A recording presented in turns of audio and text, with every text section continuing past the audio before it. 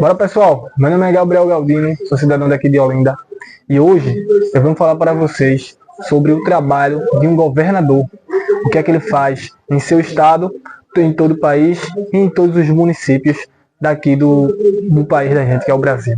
No vídeo passado eu expliquei para vocês sobre os senadores federais, né, e coloquei umas pesquisas e passei para o caderno. Da mesma forma eu fiz para explicar para vocês sobre o governador. Passei para o caderno e vou aqui informar para vocês. Esse vídeo aqui eu vou dividir em duas partes, porque é muita informação e o vídeo vai ficar muito grande. Então vamos lá prestar bem atenção aqui para entender qual é a função do governador em nosso estado. Vamos lá. Executivo, o governador. O que faz um governador? A cada 4 anos temos as eleições gerais que valem para vários cargos do Executivo e do Legislativo Federal e Estadual. Um desses cargos é o de governador, que muitas vezes recebe menos atenção do que políticos da esfera federal. Portanto, para que o seu voto seja feito de forma mais consciente possível, é preciso saber o que faz um governador em nosso país. O Poder Executivo Estadual. Em primeiro lugar, é importante te explicar que o Brasil adota como forma de Estado o federalismo, ou seja, as organizações políticas municipais, estados e distritos federais são relativamente autônomas entre si. Elas unem-se para formarem um governo central, a União, dentro de nossa federação. O Poder Executivo Estadual é chefiado pelos governadores. Dessa forma, o Poder Executivo Estadual possui a função de articulação política com o governo federal, bem como os municípios. Apesar do papel do governador ser importante, os estados possuem um universo pequeno que indefine as atribuições legislativas, os governamentais.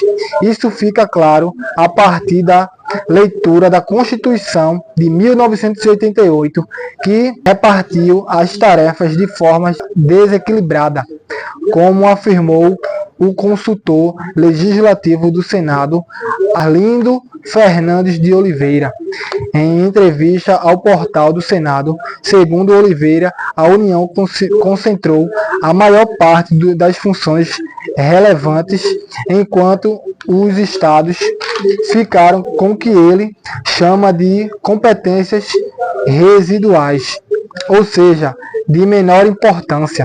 Dessa forma, os estados convivem com o problema de falta de meio de competências legais para desenvolverem atividades próprias. A maior parte dessas competências são compartilhadas com a União e municípios, sem uma delimitação clara das responsabilidades de cada um, dificultando, por fim, uma responsabilização clara dos entes federativos pela condução das políticas públicas. Agora, quem pode ser governador? Para ser governador, tem que ser alfabetizado, ter nacionalidade brasileira, estar em pleno exercício dos direitos políticos, não ter direitos políticos suspensos, realizar o alistamento eleitoral, ter domicílio eleitoral no estado o qual concorre ao cargo. A pessoa pode ser natural de outro estado, mas deve se candidatar no estado onde vota. Está afiliado a um partido há pelo menos 6 meses antes das eleições. Ter idade mínima de 30 anos. Agora vamos lá falar sobre o vice-governador. O vice-governador, assim como acontece na eleição presidencial, o vice-governador é eleito com o governo na mesma chapa.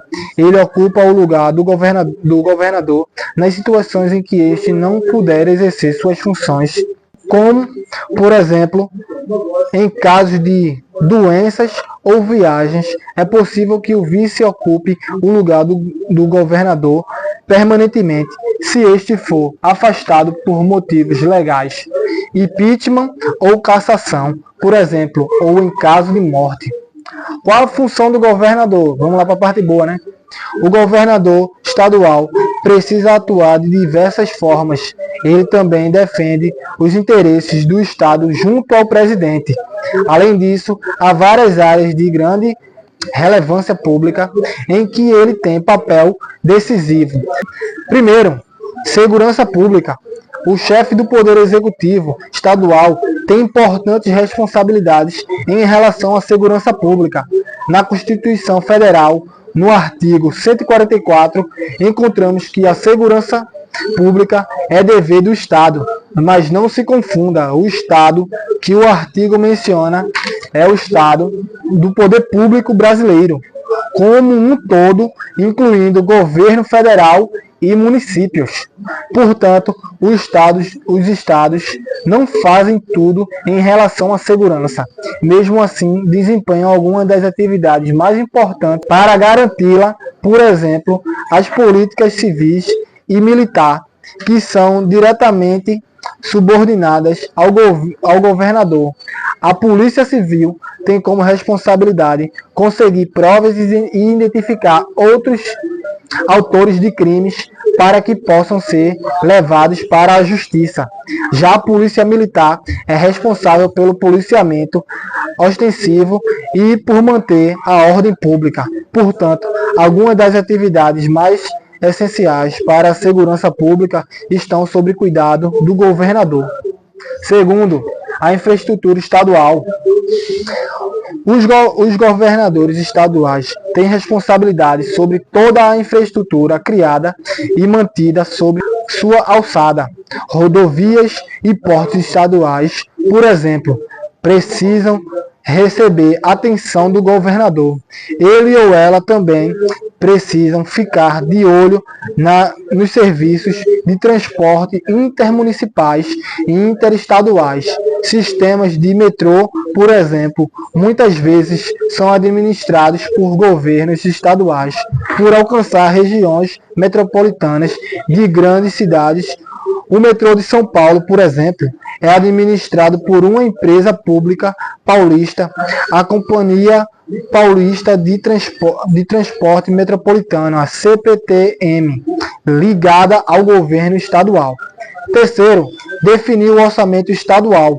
O governo precisa submeter à aprovação da Assembleia Legislativa o Plano Plurianual, a Lei de Diretrizes Orçamentárias e a Lei Orçamentária Anual. Esses documentos revelam a prioridade da administração estadual e os recursos disponíveis para a execução do plano de governo. O presidente da República, por exemplo, também possui essas mesmas obrigações. Os documentos orçamentários visam fomentar o planejamento de curto e meio prazo, bem como trazer mais transparências para o uso dos recursos públicos. Quarto, a agoria investimentos federais para o Estado e seus municípios. Essa função é fundamental no dia a dia do governador. Tanto o Estado quanto os municípios dependem de investimentos vindos do governo federal para viabilizar projetos de grande porte. Para isso, o governador é peça-chave na articulação política entre uma União e Estado e municípios. O diálogo com o governo federal, na prática, também é facilitado pela bancada do Estado do Congresso. É importante esclarecer que os estados já recebem transferências garantidas pela Constituição, chamadas de transferências constitucionais. A princípio, a União precisa repassar aos estados 21,5% da receita do imposto de renda e outros 21,5% vindo dos impostos sobre produtos industrializados. Nele tem também IPI. Isso é feito pelo Fundo de Participação dos Estados. Há também o FPE. Em 2016, 69,9 bilhões foram repassados aos estados por esse fundo de acordo com os dados do Tesouro Nacional. Quinto, a administração do sistema prisional. A maior parte das instalações do sistema carcerário brasileiro é administrada pelos governos estaduais, segundo o DEPEN, Departamento Penitenciário Nacional. Dessa forma, os estados precisam construir e manter seus presídios, bem como zelar pela integridade dos detentos abrigados nessas instalações.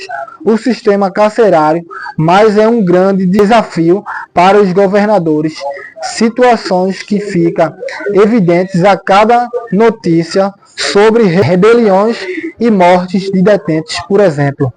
Sexto, a atuação no processo legislativo estadual. O governador também tem função legislativa, mesmo ocupando um cargo executivo. Ele pode, por exemplo, propor projetos de lei estaduais dentro das competências reservadas aos estados na Constituição Federal. Esses projetos dependem da aprovação na Assembleia Legislativa do Estado, assim como os prefeitos e os presidentes. Eles também podem vetar e sancionar leis aprovadas pelos deputados estaduais. Sétimo, educação. Os estados compartilham com municípios e a União a tarefa de fornecer educação pública de qualidade. A Constituição, inclusive, obriga os estados a colocar 25% da sua receita como impostos nessa área. Artigo 212.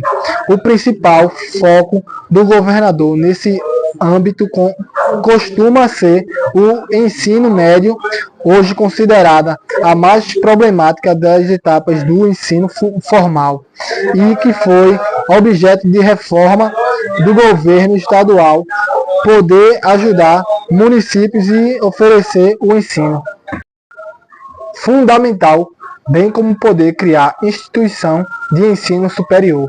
Os estados contribuem com o Fundo de Manutenção e Desenvolvimento da Educação Básica, Fundeb, que é composto por contribuições de todos os entes da federação e se destinam a investimentos na educação básica. Pessoal, eu vou ter que parar esse vídeo por aqui, porque senão vai ficar muito grande, né? No próximo vídeo eu vou começar na parte 8 da função de um governador, que já vai para a saúde. Explicar para vocês qual é o dever dele na área da saúde, que é a parte 8. Então, no próximo vídeo, vocês vejam lá que eu vou estar explicando tudo certinho. Valeu, pessoal, e até o próximo vídeo.